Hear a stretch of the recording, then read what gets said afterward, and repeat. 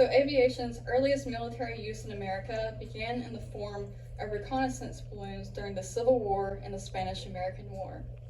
However, its implications were carried into the wake of World War I. 4 years before America entered the war, the U.S. Army utilized aviation through means of early aircraft and balloon observation. In 1913, U.S. Army aviation began with only 23 officers, 91 enlisted men, and 17 planes.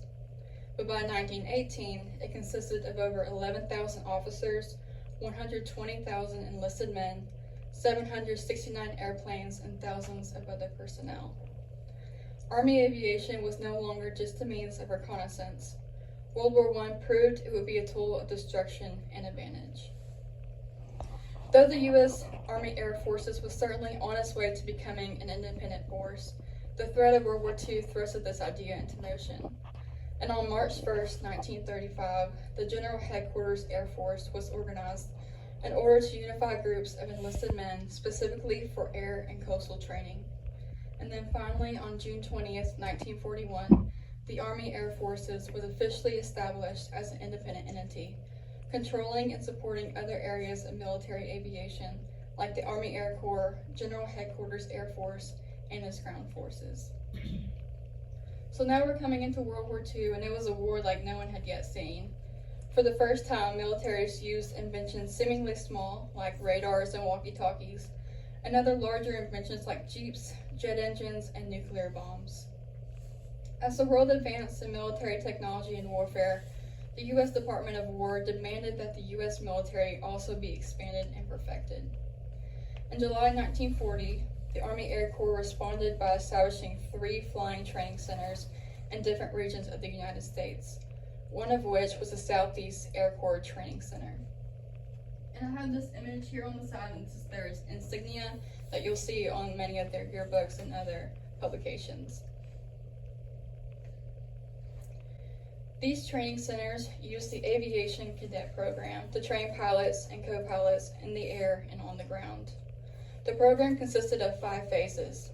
The first 3 phases were classification, pre-flight, and primary, and they focused on introductory training and techniques, while the last 2 phases, basic and advanced, trained cadets in advanced maneuvers and solo flying. After the last 2 phases, cadets earned their silver wings and were commissioned as second lieutenants. Across America, 56 contract primary schools, 26 basic flight schools, 44 advanced and specialized schools, and 151 college training detachments were established during World War I. In Arkansas, the Southeast Air Corps Training Command authorized primary flight schools in Helena, Pine Bluff, and Camden between 1941 and 1942. Also in 1942, basic flight schools were authorized in Newport and Walnut Ridge, and then 2 advanced twin-engine schools were authorized in Blytheville and Stuttgart. The image on the side is of the Southeast Training Command's publications. I hope you can see that little blue dot. It's from the Southeast Training Command's publications, and it's the diagram that the cadets and the program and air base would follow. And as you can see by this star here at the bottom, this is where Stuttgart would have been at the advanced training school. And so they were designed to be one of the last programs that cadets would complete before entering combat. The U.S. Army leveled rice fields on 2,682 acres, just 7 miles north of Stuttgart in June 1942. 4 5,000-foot concrete runways were laid, which were built to withhold 30,000 pounds and 500 feet of wide aprons.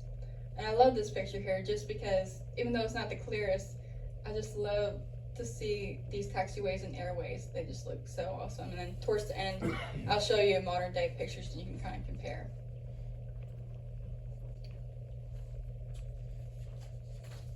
In this photo, you might be able to place the airfield in your mind more clearly.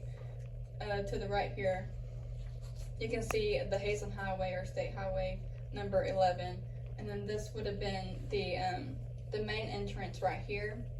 The officers' barracks would be right here, then the hospital area down here, and then you'll have some of your schools around here, and then the barracks, the flag is right here in the center And then obviously on the outside edge, you'll have your planes and your hangars. This particular map is from 1942, and so one of the things that they're missing is right here in this corner right here. In 1943, the Women's Auxiliary Corps was created, and they had a station right here at the air base. So in 1942, temporary buildings were constructed to house 3,502 enlisted men, 520 cadets, and 380 officers, with hospital beds for 177 men and mess facilities for 3,149 men. The necessary utility plants, storage space, maintenance shops, runways, and auxiliary fields were constructed at the same time. Okay, so I'm going to read this paragraph and then we're going to go through several pictures, so just bear with me for one moment. By 1943, the airfield could house up to 6,000 personnel.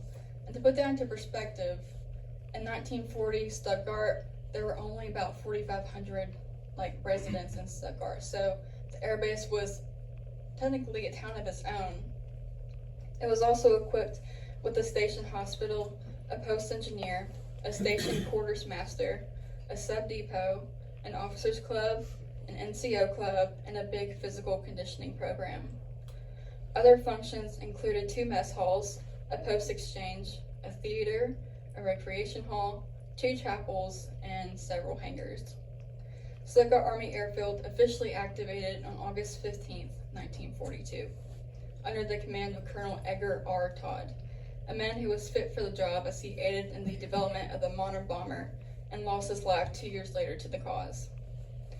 One publication said this about the airfield: "The Stuttgart Army Airfield is one of the largest advanced 2-engine training bases of the far-flung Southeast Training Command, being part of the 28th Flying Wing.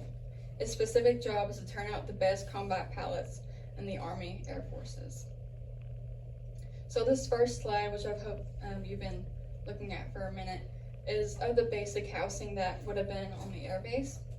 And if many of you are veterans, you might realize that cleanliness in the barracks is a very big deal, and it also was back then.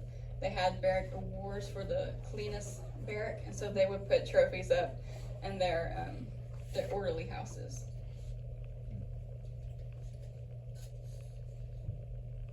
So this is the station hospital, and initially whenever I was looking through photos, I thought it'd be just like a little old station hospital, but this was a fully functioning hospital. You can see up here in this corner the dentist's office, and then down here is a man getting an x-ray, and then you'll see this woman down here at the bottom as well, and that's because several women, not just the WAC, but other women would come and they would assist the doctors as well.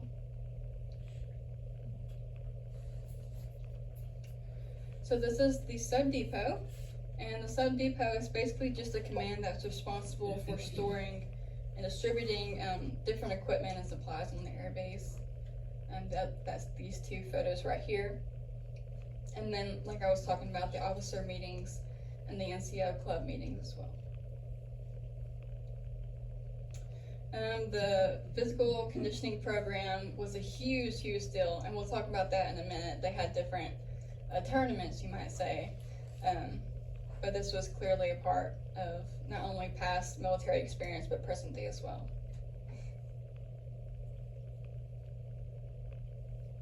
And then this is the mess hall. Like I said, there were 2 mess halls, and here's a photo of one here at the bottom. They're very large buildings, and I don't know about you, but I can only imagine the sound that the clinking of those metal trays would make with all those 3,000 men.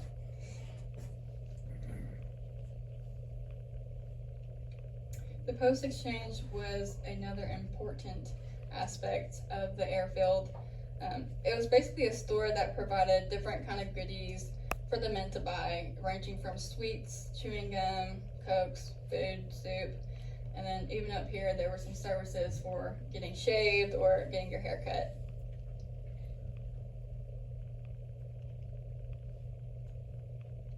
And then here we have some inside pictures of some hangars on the outside. That's probably my favorite picture I've come across. It just it shows the magnificence of that Hadrian glider right here. They're just behemoths, they're humongous. And then here's one of the chapels and the Post Theater. And I think later on in the presentation, there will be a little article saying something about one of the people who came and performed for the men at the theater. So the U.S. Army engineers started construction on 5 Stuttgart Army auxiliary airfields in the summer of 1942. So this would have been at the same time that the base, where is that currently, would have been being built. So they were all being done at the same time. The auxiliary fields were to serve as landing fields, being fixed with runways and taxiways. I don't know how well you can see this, but down here, it just kind of gives, it's almost like a receipt, just kind of talking about the different additions that were added to 3 of the fields, so the one in Prairieville, Goldman, and Rowe. And you might recognize some of these names from Hazen: Crowley, Screeton, and Robinson. They were assets in getting this completed.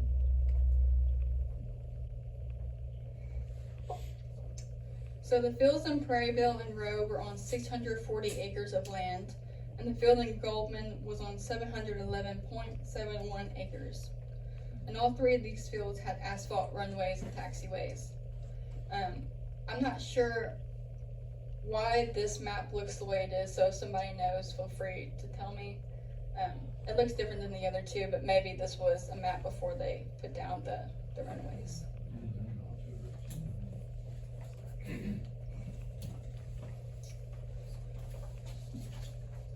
So the fields in Hazen and Carlisle seem to be a little bit different from the other 3. At the end of 1942, both fields at Hazen and Carlisle were moved to a different job heading. So before, they were previously called Job A number 2 with the other 3, but now these 2 specifically moved to job heading Job A number 3. So though neither of them were larger in size, I mean, Carlisle was 640 acres and Hazen was smaller at 480 acres. It was noted in several of the reports that we have on hand that these fields were also equipped with squadron hangars, sub-depot facilities for salvage and repairs, even a civilian warehousing, which had 3 dorms for 97 people, a mess hall, a recreation hall, and utilities. And they also had paved runways and taxiways. So all 5 auxiliary fields were deemed completed in 1943.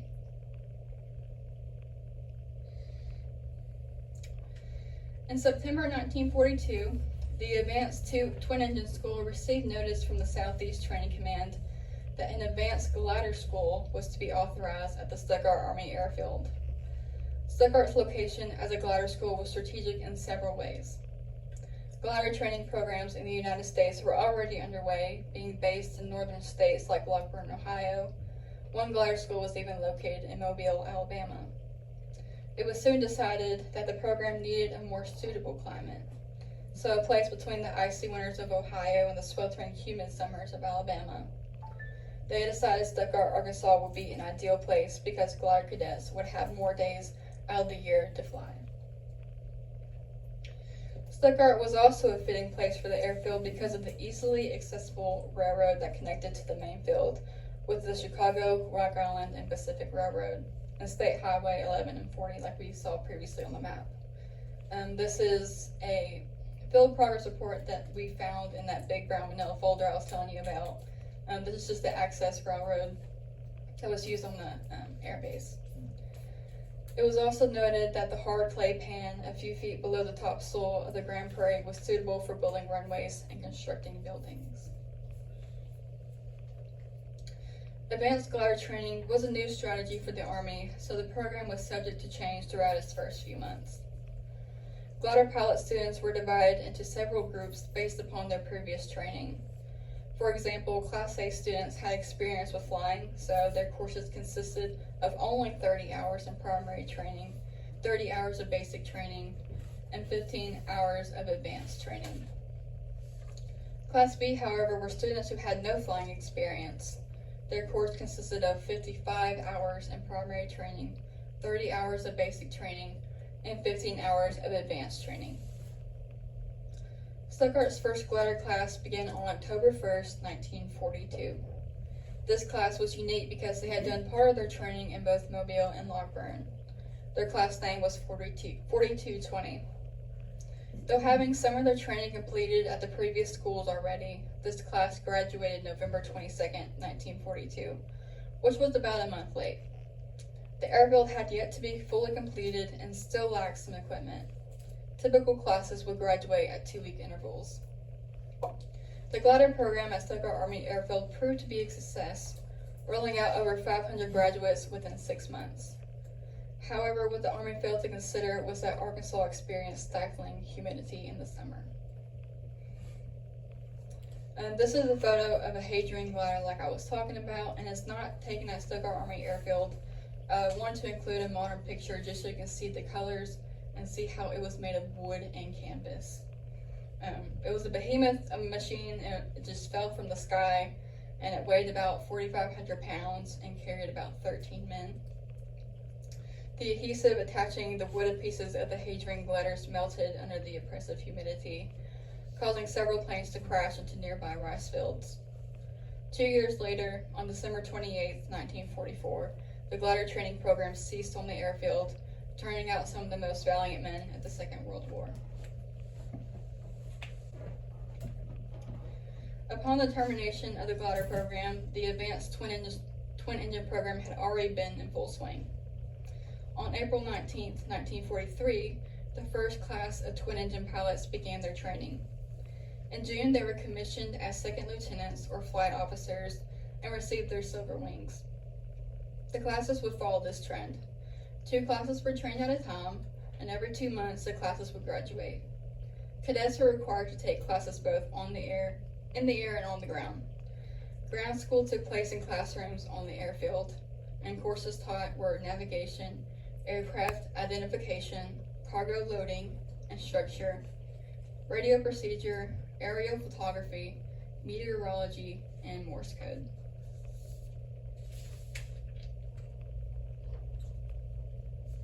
When cadets were not busy with ground school or flying, they were involved in several leisure activities and sport competitions. The airfield had its own publication called The Trainer, which was written by the cadets.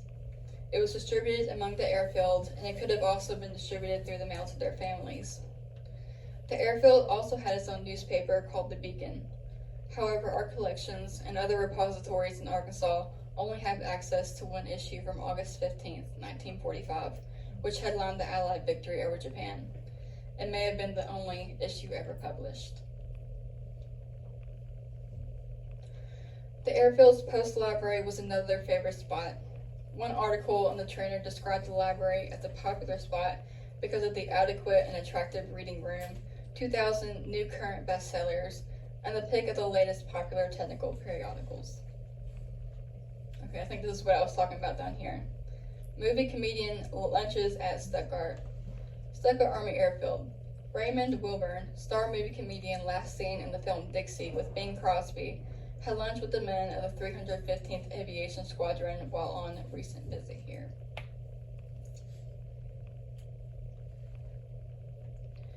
Men on the airfield also planted a victory garden, which was a common occurrence in 1940s America. They also participated in musical groups and even spent their off days watching movies.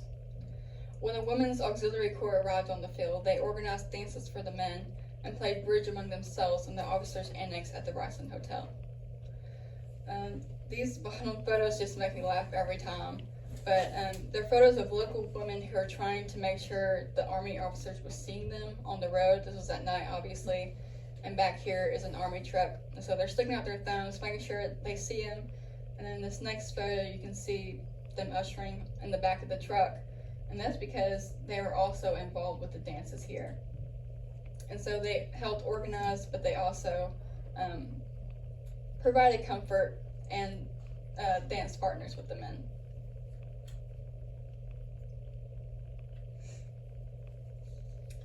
Post-athletic leagues on the airfield consisted of both indoor sports like ping pong and billiard, and outdoor sports like swimming and volleyball to accommodate warm and cold months.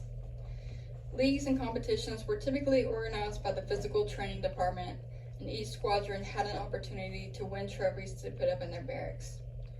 For example, in the 1943 basketball season, some of the teams playing against each other were the 425th, 33rd, 892nd, and 893rd Squadrons, the Medics, and Hangar Number 2, who was considered the best that year. Referees, timekeepers, and scorekeepers were often airfield officers. The airfield also boasted of a new deluxe bowling alley. The bowling alley hosted frequent competitions, and it had a sales area where they can purchase cokes, beer, or sweets. One of the key teams for the 1944 season was the Flaming Bombers. In 1944, 12 squadrons signed up for the boxing tournament. Volleyball then followed the boxing tournament, and softball and baseball were played in the warmer spring and summer months. In 1943, the baseball teams participated in a series of Little Rock League games, where they played John Tucker Furniture Company. The 315th African American Squadron played against another African American team called the Little Rock Cubs at John Cain Park in Stuttgart. Sports were a big deal to the men at Stuttgart Army Airfield, as they kept their bodies in active condition and perhaps even boosted their own morale.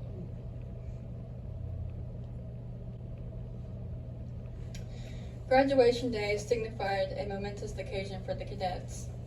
Graduating from Stuttgart Army Airfield meant that the men could continue their learning at a specialized school to understand the ins and outs of their aircraft, and after that, enter combat. I can only imagine the emotions rising in their chests as those iconic silver wings were pinned on their shirts, how the environment, relationships, and education shaped their careers. I can only wonder if those men realized the lasting impact they made on this small town, if they knew that their memorabilia would be displayed in a museum, or that 80 years later people will still be fascinated with a small community like Stuttgart and how it could play such a big role in World War II. The war was coming to a close in 1945, though it is unlikely that anyone knew that for certain at the time. In January of that year, the 3rd Air Force Tactical Command was reassigned to Stuttgart Army Airfield, replacing the twin-engine program with air-ground coordination training. A year and a half later, the airfield completed its task of producing the best combat pilots in the U.S. Armed Forces, closing on August 5, 1946. Stuttgart Army Airfield was also a prisoner of war branch camp from 1944 to 1946. In May 1943, the Allies pulled off a significant victory in North Africa, defeating Germany's Afrika Korps in Tunisia. Up until this point, Britain had been housing prisoner of wars, and they were quickly running out of room.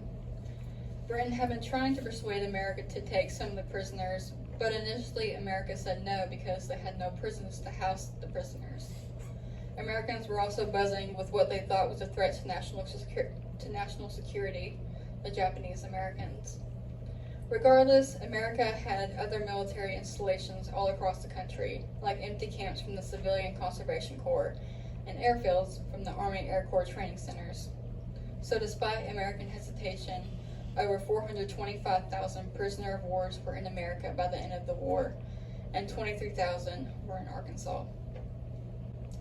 Camp Robinson in Little Rock was the nation's standard for prisoner of war camps, and Stuttgart Army Airfield was a branch camp under Camp Robinson, holding German prisoner of wars. And in some articles, it's been said that Italian prisoner of wars were held at Stuttgart Airfield. However, after looking through the branch camp files at the University of Arkansas Special Collections and looking through our own prisoner of war contract labor reports from Carlisle Rice and Harvesting Association, I can only find hard evidence that German prisoner of wars were housed in Stuttgart. Several people recall and have memories of seeing Italian POWs at Stuttgart, but perhaps these were cadets with Italian complexions, or maybe they were actual Italian prisoner of wars in transit from the Italian prisoner of war camp in Monticello.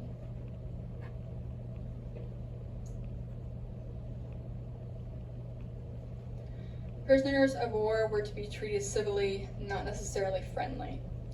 Governed by the Geneva Convention of 1929, all prisoner of war camps in America were to make sure prisoners moved to an area to the climate similar to where they were taken from, treated humanely, and treated for their physical and medical needs. Prisoners were also allowed to keep 80 cents of their work pay per day, which was only about 10% of their earnings. These standards were taken seriously at Stuttgart Army Airfield. The first German prisoners arrived on the Grand Prairie in June 1944. Their assignments consisted of doing camp labor, post and army work, like maintenance and supply, grounds and roads, and mess hall, and also private contract work, which was typically done in agriculture. And this is a labor report that we have on hand from the Carlisle Rice and Harvesting Association. So this would have been part of their contract work. And I put it up here just so you can look at these German last names. I think that they're so interesting to look at. And then this one here on the side at the bottom. A few of these labor reports, well, they all document what kind of work the prisoners did, but this one specifically said that the prisoners didn't do any work, and they were undergoing disciplinary actions. This was common. It's happened 2 other times while they were picking cotton. They really didn't like to pick cotton. So in that first period, which was about 15 days, there were a total of 2,481 man days completed. At its peak, Stuttgart Army Airfield had a total of 4,497 man days worked in July of 1945. Its last full payroll period had a total of 1,323 man days, and the last payroll, which was only 3 days, had only 218 total man days worked. The most number of man days were worked at private contractors, which coincides with the memories of local farmers and farm families who contracted work to these prisoners. This is the very last report that we have for prisoner of war labor. Here at the very bottom, it says the prisoner of war branch camp was terminated the 19th of January 1946. And you can see on this one side where it says non-workers, there was 234 of those, and that was because they had days lost because they had some complications with their travel. So the branch camp in Stuttgart officially closed on January 16th, 1946, just 7 months before the airfield closed. Stuttgart Army Airfield is a hidden relic. Most people never realized the global impact Stuttgart had in the midst of World War II. Though most veterans of the Second World War are deceased, their memories are passed through their descendants and made alive through frequent conversations. Likewise, the prisoner of war branch camp in Stuttgart left a lasting impact upon the prisoners, as many returned to America years later to revisit the people and places that left a deep-rooted impression on them. Art, journals, poetry, and other inanimate objects made by the prisoner of war still exist, serving as a physical remnant of a distant memory. The richness of Grand Prairie land penetrates further than the soul, being found in the ruins and rubble of our old buildings and homes and communities. And in the case of Stuttgart Army Airfield, it's even found in the clouds. In the words of Colonel Edgar Todd, he says, and I think this sums it up perfectly, the personnel of this airfield, the men in the sky, and the men behind them on the ground, are men of your army, a people's army. It's their army, your army.